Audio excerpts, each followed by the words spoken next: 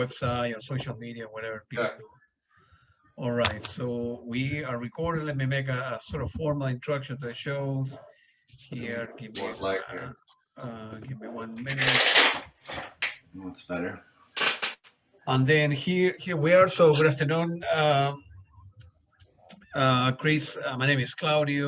Let's make a formal introduction to our listeners from the studios in Fairfax City. We're very humble and grateful that Chris Gibson accepted our invitation to our show. Chris is a musician, composer, and teacher with over 25 years of experience. He joined the band King Crimson on keyboards for the 2017 Falls US tour.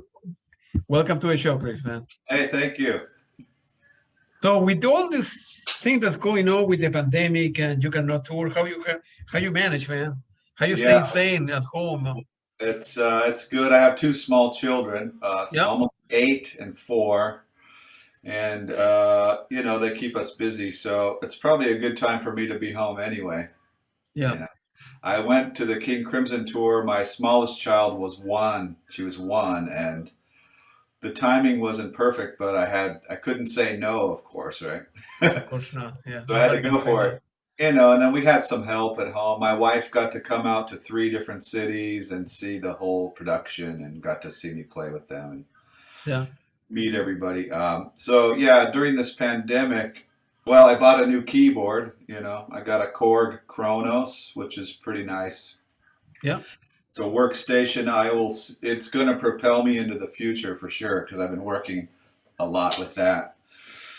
And I teach music still from home. I had a studio that I composed and taught and did all sorts of things, but I let it go during the pandemic. I was paying rent for 7 months, and the lease came up, and it was time to let it go. So I'm in a very small room now. You can see.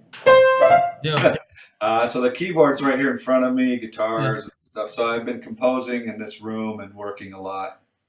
Um, so yeah, future plans of performance are definitely there. We just got to get through this situation. Yeah. I hope so. Yeah, absolutely. Were you born like in a musical family? You began playing No, instrument there's when no. you were. Well, my dad used to play records since I can remember. So I was able to listen very well. Yeah. Same with me, man. And then I was given my first guitar when I was 12, and I just sat there. The strings were really high off the neck, and my dad said, "I'll buy you a decent electric if you can play something on this thing." So I learned how to play some basic things, and then I got an electric guitar when I was 13, and I was in my first band when I was 15, which was a garage band, kind of speed metal. This was the 80s, so we were playing Slayer and Megadeth and all these things. Yeah. I didn't really. The first time I saw or heard of King Crimson was I was probably 16, and someone was playing the first record at a party, and I was like, "What is this? Is crazy stuff," And I didn't really think about it. And then 2 years later, I was in a new band, which is on my Bandcamp. If you see the band Continuum, it's from 1990. We wrote quite a bit of progressive rock and metal material. So anyway, that's a cool project to look at. But one of the guys in that band showed me the album Discipline, and he said his favorite song was Frame by Frame, and that was the first real time I listened to King Crimson. And then from there, it was all this history, I guess. It takes a while to enjoy King Crimson. So King Crimson over the year, right? People Yeah, come and go. The music is kind of progressive, but it takes a while. It's not that you can put a King Crimson, vinyl, and then do vacuum and do something else for a living. You need to concentrate and stuff as opposed to other yeah, stuff. You can put Peter Gabriel and Genesis and do other stuff. yeah. With King Crimson is different. At least for me, it's For sure. Yeah, the longer the deeper you go, the more you yeah, find. It was a great experience for me to learn this music, yeah, especially the older music, and to hear the subtleties of the keyboard and the mellotron, and it was amazing. Yeah, to really hear the themes throughout the years.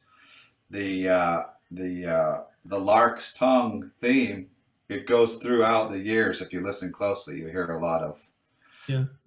carry through, which is amazing.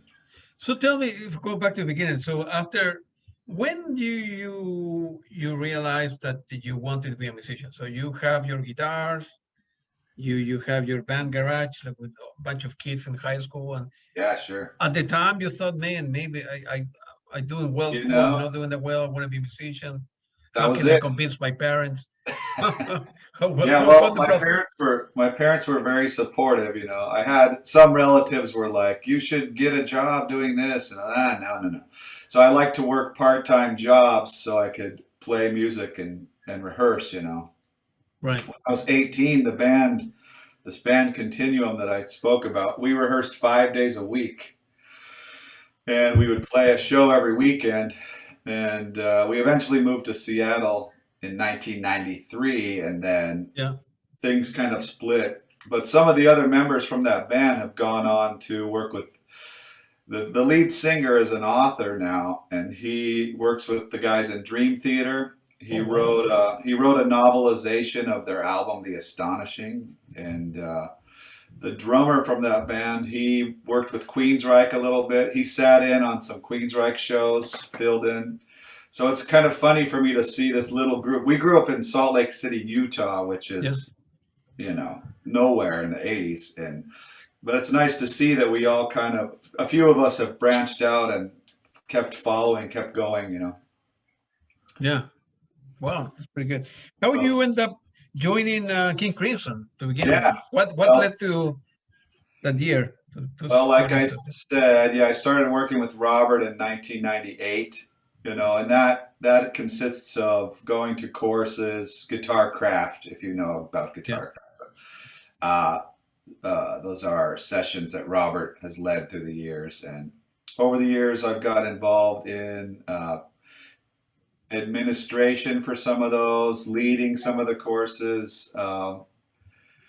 Getting involved internationally, going to Europe, and Robert would always be at these courses, and we eventually, the orchestra of Crafty Guitarists was a project we did that I was involved in. But throughout the years, I really got to know Bill Rieflin. He was a part of Guitar Craft as well, and I kind of helped him along the way through the years. I don't know if you know much about Bill Rieflin, but he played drums. There are now three drummers, right? The last time I saw them, they were Yeah, and Bill joined King Crimson as a drummer in 2013, I believe. And before that, he was in the band REM. Everybody knows REM, right?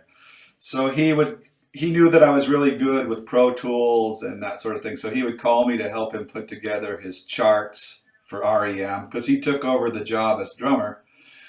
And I would help him, and just with engineering stuff. And we stayed in touch. And so one night he called me and he said, "Can you cover for me this fall? I'm playing keyboards in King Crimson," which I already knew. And I said, "Yes, of course." And then from there, he said, "Well, you have 2 weeks to learn 30 songs on the piano." my God, man. But, through the work that we do in Guitar Craft, you can really focus like a laser beam. I just feel like I've put a lot of work into music over the years that it seemed natural. It seemed normal. Oh, he wants me to be in King Crimson. That seems normal to me. Yeah. Yeah. Well, So we worked really hard for 2 weeks, and I worked 12 hours a day, and he was in and out of my studio. So yeah, that was basically the goal, was just to cover his spot for those 2 months. He was suffering from cancer, and he passed away this year in March, right when the pandemic was starting. It was very awful timing, but So yeah, and then after that, he was able to come back for 2018, which was amazing. And then 2019, he wasn't able to go again, and I think time had passed, so the band went without a main keyboard player. They went back to being a 7-piece for 2019, and I'm hearing rumors of some touring next year. That would be amazing to see them get back after this pandemic. But yeah, I'm no longer part of the group or anything. It was just a fill-in, but so about your experience, it was difficult to hang out with these guys like Jaco and Avin and Robert Fripp longer, or is your decision, or did they just hire to for these 2 months? Yeah, it was just the one-time thing. I knew that was the case, and there's no Yeah. contracts or anything. It was basically a favor to Bill, Yeah, and of course, he was doing me a favor, by helping me. exposing your career, right? Yeah. Yeah, and that's great. It's amazing, and it's a very complex subject, but I would not trade it for anything. Was it how many tours you guys gigs you did that within that two Oh, I played 23 shows. 23 shows? Yeah. Yeah, and the first show was, friends and family show, so it was kind of a small crowd, but it was good. I felt very comfortable up there. We prepared. We did rehearsals for 1 week with the Yeah. group, and so I got comfortable hearing things in the headphones. I knew all the music. I grew up with the music, so it was kind of easy for me to get up to speed, and all the guys were great. They were amazing in the band. They welcomed me in and treated me like a friend. It was awesome. Yeah. Well, I hope I hope they call you back, man. You know. Yeah.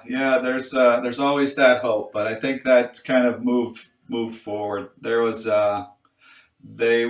they called on Theo Travis in 2019, and I know nothing about the details, but they asked him. Well, he was let go after 2 rehearsals, and so I don't know. It was more about Bill's presence on stage, because they had me come. I think it worked for the time period, and then Bill came back for a year, and then I'm not sure how the Theo Travis idea came, but it didn't work out. Yeah. A stupid question, Chris, since I'm not a musician. So it's a combination of, well, you need to be a good player to begin with, right? You need to know the music, right, to begin with. But they kind of need to. It's a lot of politics involved with that. You need to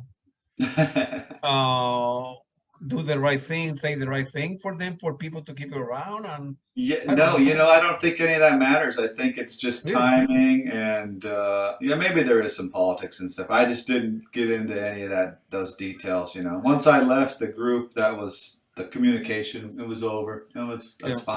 Yeah. Yeah. And I kind of see that in the film industry, and so you'll make a film, and then the movie's over, boom, everybody's gone. Off to the next project. Yeah. Yeah. And people like Tony Levin are so busy, they have to go to the next.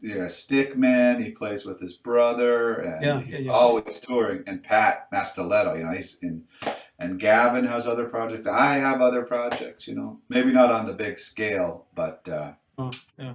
yeah. Well, as a matter of fact, I talked to I don't think you know this guy, but David Cross. Oh yeah, I've never met him, but I know he Yeah, is. he played 72 to 74. Yeah, of course, yeah. Yeah, I called him to London this morning. Oh, great! Yeah, Wow. he was very good. But the British people are very different than I don't know. Yeah. I have interviewed in general, right?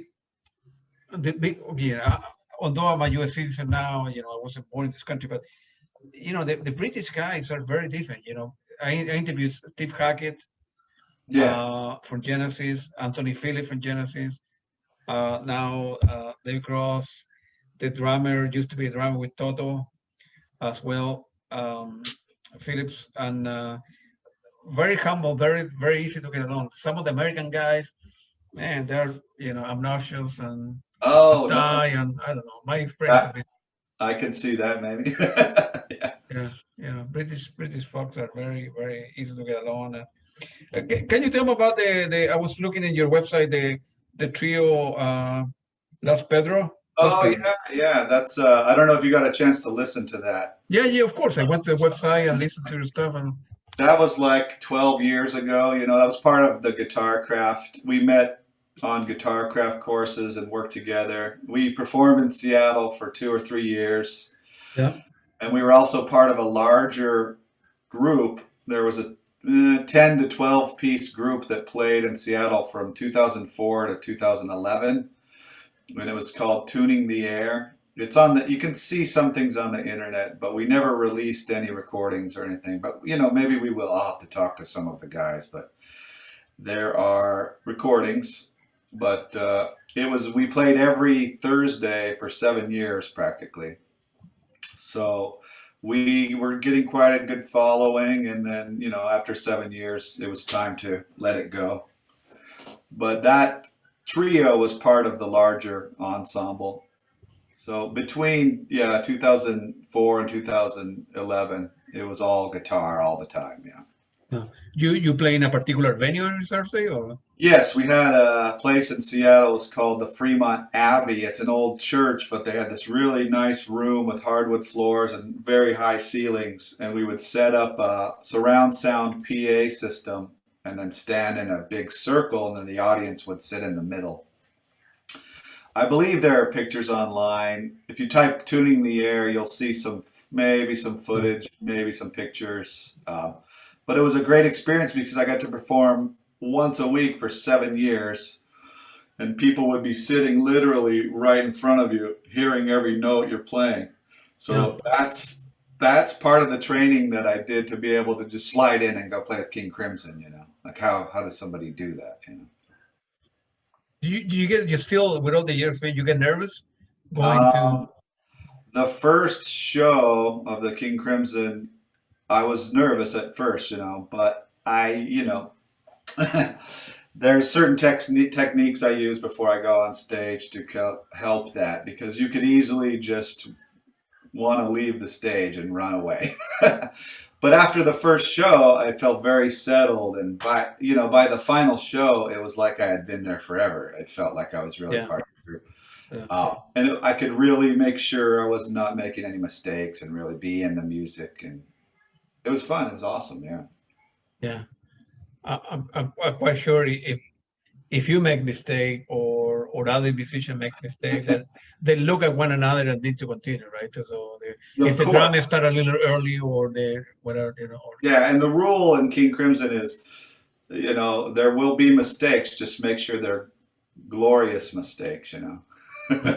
There were a few mistakes. I made a couple mistakes, but then they released those songs on their website as a download of the day, you know.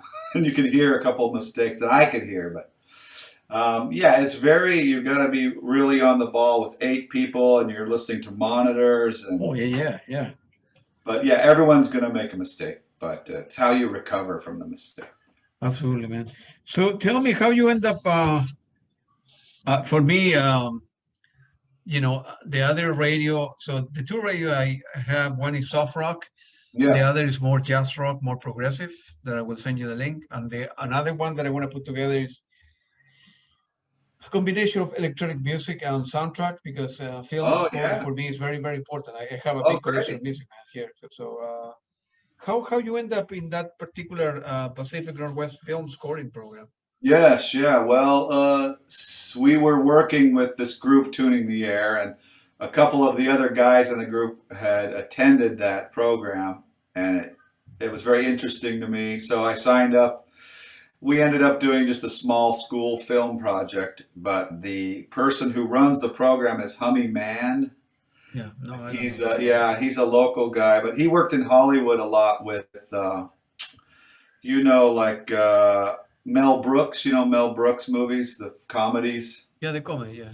Yeah, he worked with that, like Men in Tights, the Robin Hood movie, and a Dracula movie, like a lot of the comedies. And he worked with Carl Reiner, I think, or Rob Reiner. You know, he's another comedic writer in Hollywood. So anyway, he was pretty well known in Hollywood in the 90s, I think.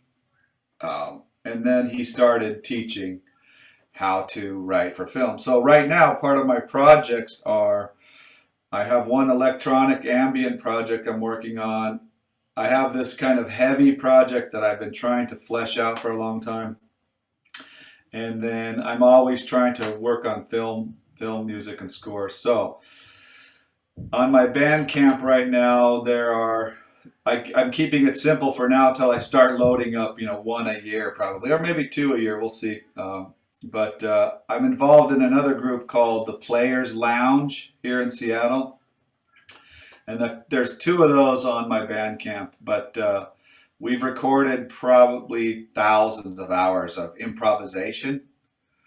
So what it is there's a local couple guys here that are kind of plugged in. They know a lot of people, and they know me, and so they'll just ask certain guys to come in, and they'll put us in a room, and we'll just improvise for an hour, and then they'll release it as a release.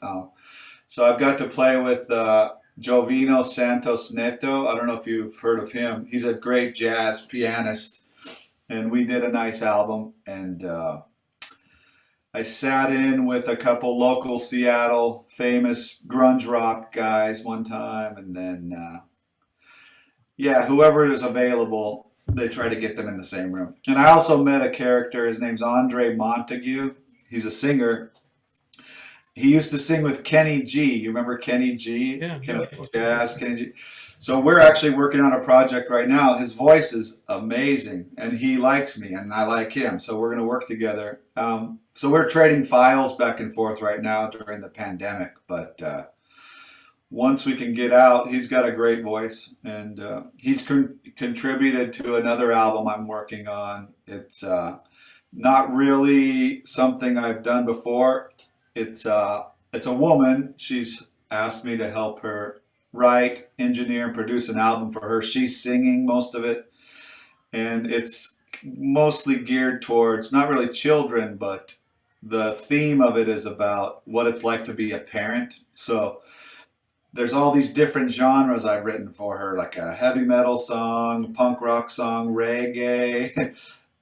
We did a rap song. So it's really, because I can write for film and different things, it's easy for me to do like fun genre stuff. So anyway, that's what I've been doing. Is it difficult to break into the kind of film industry to do? Yeah, I mean, I think what it is you have to write music that you like and get it out there. And if other people want to hear it, then they'll eventually get on board. But if not, as long as you're happy with what you're doing, I think that's important. Yeah. I suppose that's a difficult niche to break into. I mean, It is. Yeah. The John Williams of the world and all the. Oh yeah. And I knew that going into film scoring school. I knew that I was only there to get the experience. I didn't have any ideas that I was going to be like a famous film writer. But I do see that over the next 10, 15 years, I'll get something in some film. I have tons of files that I'm working through. On the website, I listened to some of the stuff you have, I think, electronic or horror or whatever the soundtrack. Yeah. It's very good, man. Yeah, it's a little old, so I'm in the process of updating. And like I said, my engineering skills are like a million miles higher than they used to be. So the stuff I'm producing now is sounding really great, and I'm going to probably replace most of that, update everything. Yeah. I blame it on my children. Once you have children, you have to kind of slow down, keep fighting for your time, Yeah, I know what you mean. I have one, an older kid, right? 17 years old, a boy, and it's a lot of work, man. Yeah. So it doesn't get easier. No, that's what I hear. So I'm just, I'm fighting for my time and, working when I can. Yeah. What kind of music you like to listen to normally when you're at home or when you're not working on your stuff? Well, I don't really have actually time. I tell my wife, I'm like, I want to have like some headphones and be able to just grab a nice jazz album and listen to it by myself. I don't know when I'll get that time, but probably, jazz, traditional jazz is great. I love jazz for the theory, I play jazz piano, and I love to improvise and to hear the chord changes. I've heard every prog rock thing in my life. I've heard it all. I don't really re-listen to a lot of things over and over. So I'm trying to find things that speak to me. So, some world music, kind of stepping out of traditional things. The stuff I write is it can be very bizarre, it can be very avant-garde, they say. So we'll see. I released a couple tracks just on Facebook and stuff for fun a couple years ago, and one of them is very avant-garde, but you know, you listen to it and there's some themes there. So I'm kind of developing that style, and ambient electronic stuff I'm really interested in too. Are you planning on uploading little by little everything into Bandcamp so you can make money out Yes, of yeah. So it? the band camp I just started this year, and I put what I had from the past to kind of get a placeholder going. And from Yeah. here, I'm working with a couple guys in Seattle too. I have a friend who's a mastering engineer. His name's Steve Turnage, and he's really great. He's been very helpful for me to, like, because sometimes you need somebody from the outside to poke you with a stick. You know, like, come on, dude, keep going, keep going. Like I said, once you have children, you get so busy that you know your work. I teach music, so I'm always around music, but I have to find that time to just sit down and compose or go through my stuff, which it'll get there. Right now, like I said, I'm spending most of my time helping my friend. Her name is Mary Beth, and her album will be great when it's done. It's going to be really awesome. But it's probably not the progressive rock that people would want to hear, or avant-garde. It's hooky though. The fun part about it is each song sticks in your head, and it's going to be very hooky. So that's great. You know, I like to be able to write hooks. That's fun. Sure. And I try not to take myself too seriously. So someone calls me, hey, let's work on a children's album. I'm going to say yes because it's music, you know. I think it's cool. Yeah. I mean, some people, they do very well with either with Spotify, Bandcamp, and Yeah. there's a passive income that will supplement whatever you're doing, and it's not bad. Yeah. Yeah. So Plus, yeah, we'll see. But plus I'm very busy. you don't need to sell the CDs or vinyl to anybody. Just you get a percentage, and they Yeah. download it, and it's digital, so it's pretty good, right? Yeah. Yeah. And it's, you know, you really have to love it, or else you're going to run into a lot of walls. You know, Yeah. you know, a lot of the older guys, you know, Tony Levin, these people, they've been. If you look back, you know, there's pictures of Tony Levin from the '50s and stuff. You know, he's been doing this for a very long time, and it was a different world back then. You know, it was easier to get a hold of producers, and Tony Levin is amazing. So he could go right from the get-go, but it was easier to become a studio musician and that sort of thing, because now a lot of people are using their computer to write everything, and they don't need all the studio musicians like they used to. So it's a matter of finding your footing in this new world and just keep creating. Another friend of mine, Steve Ball. Have you heard of Steve Ball? No. Yeah, you should look him up sometime. He would be a great interview. That's one of the questions that we'll ask you later on. That if you can recommend some people. Sure. Yeah. No, I don't know. I don't know him. He's part of Guitarcraft. He's worked with Robert over the years, and wow. So there's quite a bunch of us. Yeah. The Guitarcraft, let me get this straight. It's like sort of a symposium. He get together with people for like 3 days, a month or something like that, where you pay like a fee and go to listen to stuff. Oh, well, these were workshops, seminars. Workshop, right? Yeah, and he started in 1985. Yeah. And here we are today. And like I said, there's a group, the League of Crafty Guitarists. That's a touring ensemble, and then the Orchestra of Crafty Guitarists grew up to 100 players or more. So if you have a chance to look up Orchestra of Crafty Guitarists, there's some great videos online. And there's also a group in Mexico right now, the Contemporary Guitar Ensemble. They're doing great work. And the California Guitar Trio, have you heard of them? I want to be interviewed with them. Yeah. They're great friends of mine. We've worked together in various forms. It was cool. During the King Crimson, Paul Richards from the Guitar Trio, he's great friends with Pat Mastoletto. So Paul came to Austin for the first 2 shows, so he got to see me play, and it was great. You know, I didn't get to see him. We were too busy, but he got to come. I've been seeing him on stage all these years, and then he got to see me play with King Crimson. Are you still in touch with the King Crimson folks at all? You know, phone, email, or no? I can email any of them at any time. I think, you know, I've emailed with Tony this year a little bit. Yeah. And Pat, we've emailed a couple times.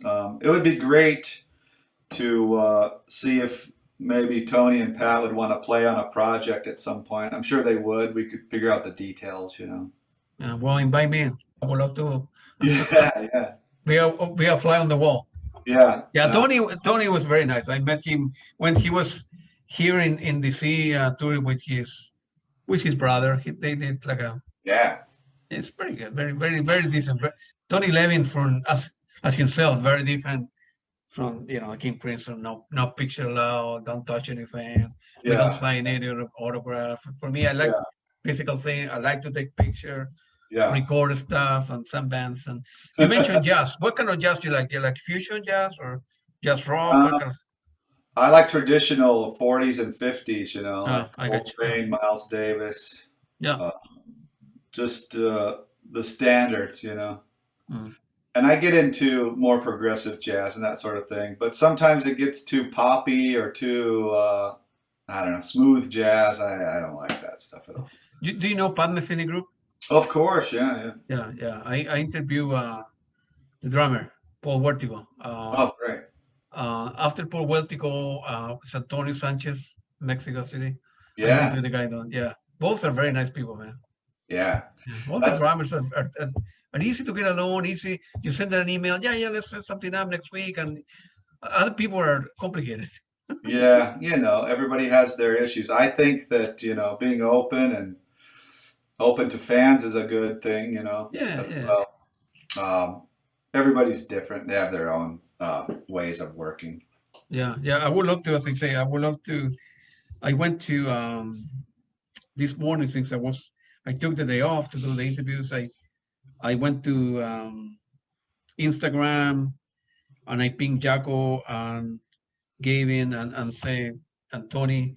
Hopefully some of them will get back to me and set something up. Yeah, I yeah, would love to interview more people. And nowadays that everybody's at home and you cannot tour, people are more accessible, right? yeah, Some people will never like Peter Gabriel or I don't know, Tony Bang, more people from Genesis, they will never get back to me because they only talk to people from the BBC and the big radio stuff. sure. Rolling Stone, yeah. Rolling Stone magazine, stuff like that, right? So because they're high in the status like that. But little by little we have 25 now interviews, and we have, let's say, now with more with 2 radios and another 2 in January or so. I will have more ammunition to tell them, listen, 1,000 people sure. listen to stuff. Yeah, What I do also on the radios when we broadcast either the audio or the video, I donate some stuff to the music. So I will ask the musician, in your case, pick the best 5. I will pay for everything, sign it, and we will donate it to the some of our listeners. So it's a little bit of good publicity, right? So yeah, that's great. Yeah.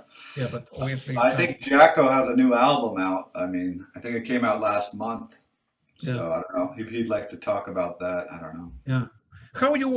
Is my strategy to either go to the website and email it from the website or Instagram is effective or Yeah, I'm pretty sure they see that stuff. It just depends on what's happening in their lives and if they're yeah. interested. If Some they're people are busy super than busy. others, right? Yeah, a lot of us guys don't have a spare moment, you know. It's if you want to keep going, writing and recording and producing and touring, it's very hard to find time. So a lot of times these interviews happen during tours, you know. Yeah. They'll catch people on their day off on a tour because that's your day off and you usually have time. So Do you like to play more avant-garde, progressive now, soundtrack, or depends on the month or your mood or?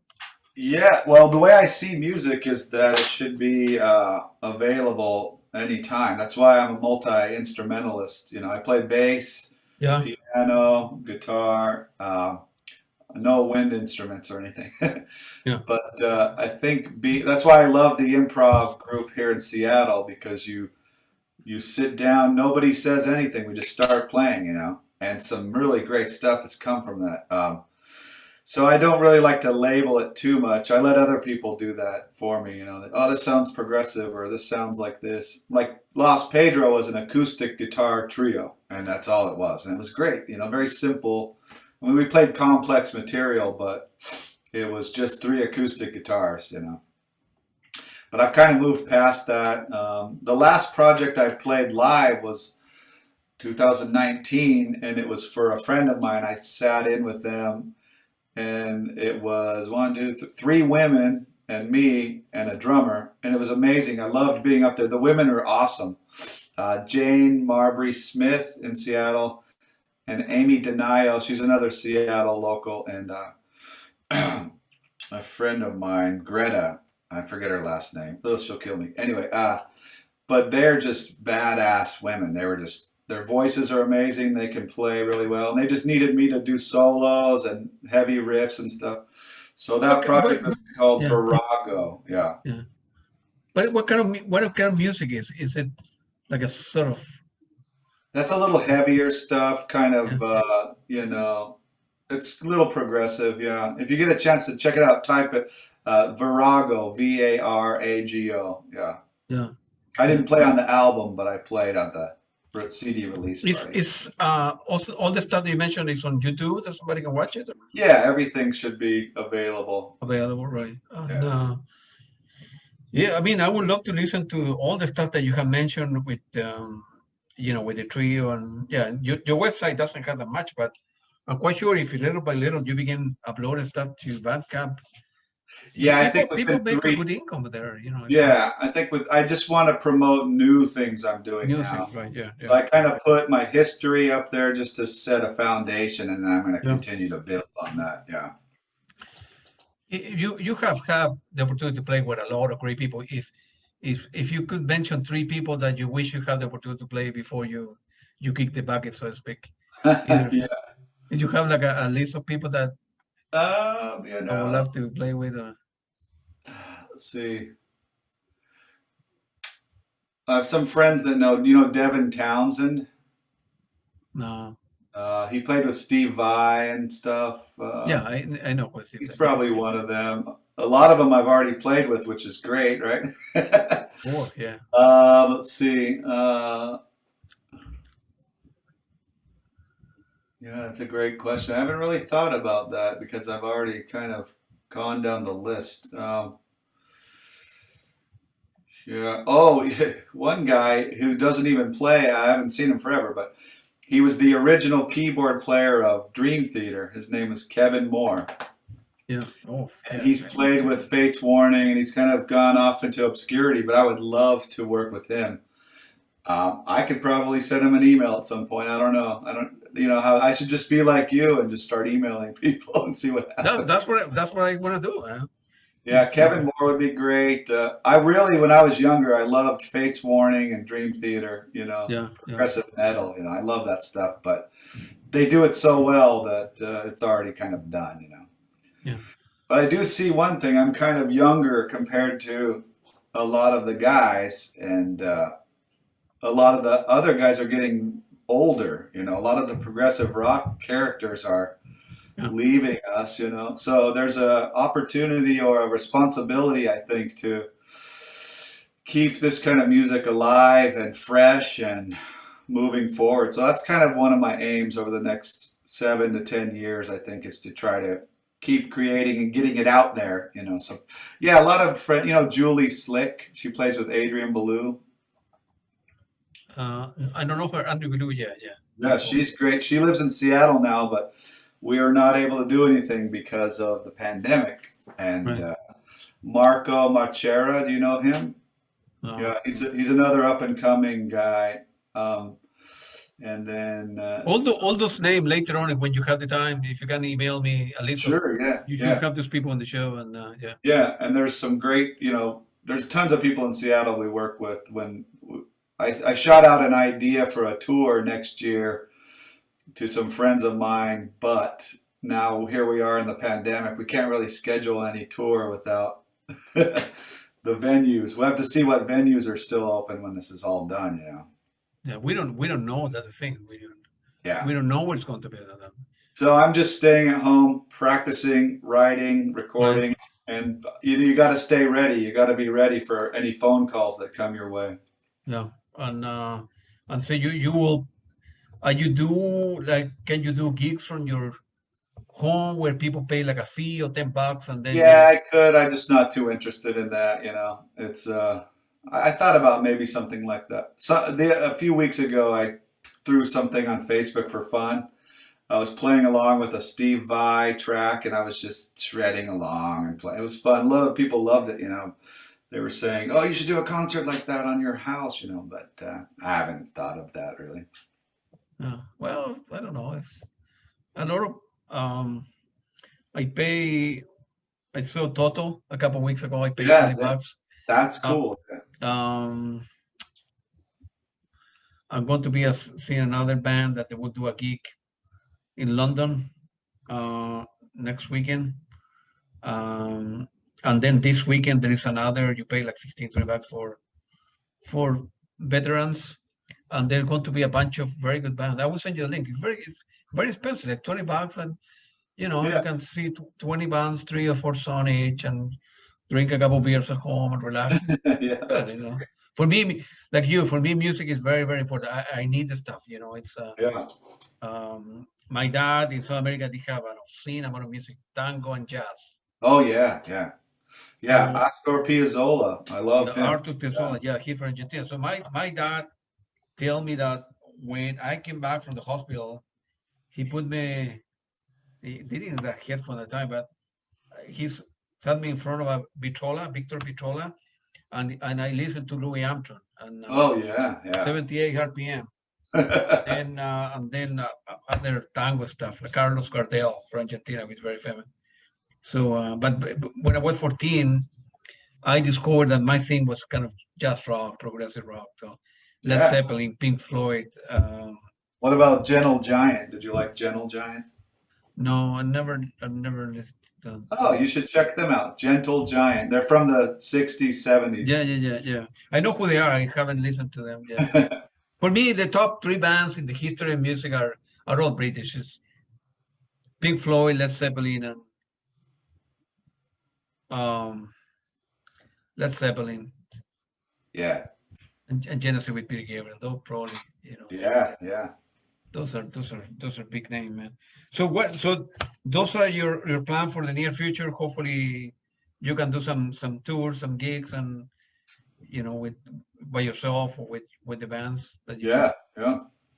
Well, I hope it works out, man. And what you do for fun when you don't have much fun because you now with 2 little kids. Your wife keep you busy, man. Yeah, well, we're busy. Over the summer, we did a lot of camping. We never really did that, but we got out and went into the woods and climbed around in rivers and lakes, and it was really cool to get out there and just be away from everything. And I think it's good for the kids, so we'll probably do it again next summer Yeah. and just, as much peace as we can get as possible with everything that's going on. Just try to maintain our energy, and stay out, stay home, try not to get involved in all of the chaos in America that's going on right now. Yeah. With politics and Yeah, we, try to keep our heads down until it's time to come back. we live in very weird times, very difficult times. Yeah. But I think it's okay. It's not the first time it's happened on this planet, and it won't be the last. So I think, keeping your eyes peeled and trying to live a decent life, I think everything will be fine. That's the hopes. Yeah, this is the greatest country in the world, man. Yeah, let's keep it that way. As an immigrant that I came here with nothing, Yeah, 34 years ago, I have done well with my life, and I cannot complain, man. yeah, I have seen a lot of bands. I have visited met a lot of musicians that I have done well, man. I'm a computer scientist. I have a day job. I do well, and Microsoft keep me busy and pay me well. So I great. have a good life, man. I don't, I cannot complain, man. See, people, now with this, I don't know your political view, but the last 4 years have been very crazy, and then with the pandemic and so many people die and so many people lost their job and Oh yeah, it's all a lot of it. It could have been avoided, I think. absolutely, yeah. So you and I are very lucky to be alive. with a job and doing okay, a lot of people lost a job. It's very Yes. difficult. There's a lot, especially in the music industry. I'm lucky that I teach. I Yeah. can teach and keep a steady income. A lot of friends I have, they don't teach, they just perform, and then that's gone. So they're trying to figure out what to do right now. So I've been very lucky. Yeah. Because you guys make money when you're touring, right? So it's It depends. Yeah, it depends on the level of the tour. But Yeah. if you can plan it right, you can do okay. But Yeah. it's not huge money. Yeah. Yeah. I mean, all the big name, of course. Yeah. Robert Fripp is, I suppose, like he's a rich guy because he got done too many things. But the majority are not, right? The majority is Right. Yeah. you get paid, band X hired to do 20 gigs, and I suppose they pay you an amount for the 20 gigs, and you need to make it last for the other months when you're not going to be working and stuff like that. Yeah, yeah. Like I said, you got to treat this with respect and be careful. A lot of, especially when I grew up in the heavy metal scene, a lot of people got into drugs and booze, and they'd spend their money on everything, and then they're down. Yeah. So So you looking back in your life, your parents are proud that you chose this profession and you went into yeah, music. sure. Yeah, they're very flexible. They wanted me to be happy, and there you go. There no restrictions on what I needed to be or anything. I'm quite sure when you told your parents you weren't touring with King Crimson. I don't know if they knew them at the time, but Oh yeah. Well, unfortunately, my dad passed away while I was on the tour. oh man, sorry to hear Yeah. that. But before I went on the tour, I got to see him, and he was in the hospital already. So I kind of had a feeling it wasn't going to last. But he got to hear over the phone that I was on the tour. He had been looking forward to something like that his whole life. He was so happy that I was playing and getting better. He used to see me in my bedroom when I was 15 and playing, and he was just like, "Whoa, that's crazy!" Because I used to practice 8 hours a day in my bedroom when I was a teenager. So So I've it always paid off. wanted it. Yeah. Yeah. Maybe your kids will become musician one day, man. They've got pretty good ears already, so we'll see. Yeah. All right, man. Well, that's all the questions that I have. Chris, thank you again for your time for the interview. Yeah. I will, after the interview is over, I will be sending you the audio and video so you can keep it for your record. Let you know in advance when we are going to be uploading the video and the audio to the website, so you can put in your social media, whatever you have. Oh, cool. Yeah, if you could so if you could email me when you have the time some people that you think will be good, either your current band or upcoming musician there. Yeah. In that area. So I Yeah, there's at least interview 5 I could send you. Yeah. Yeah, I would love to interview, man, and then hopefully Crimson Fox will back to me, man. I want to interview I want to see what's happening is some of the folks are not. I'm in the process of interviewing several a progressive band in Italy, Oh, yeah. Italian. They're first of all, they don't speak English, number one, and then they're in the 70s. I want to interview, those people before they pass away. Right. Those are Never know. great bands Yeah, you never know. in Italy. Man. There were a lot of very progressive bands, man. All right, Chris. Thank you very much for your time, and have a great afternoon. Looking forward to meeting you one day, and then when I'm Seattle, I will ping you. We get together for a beer or coffee or whatever, or both. Sounds great, man. Great to meet you. Okay, thank you, here, I appreciate it. Thank you. I'll shoot you some information. Okay, great. Thank you. Appreciate it, man. Thank you.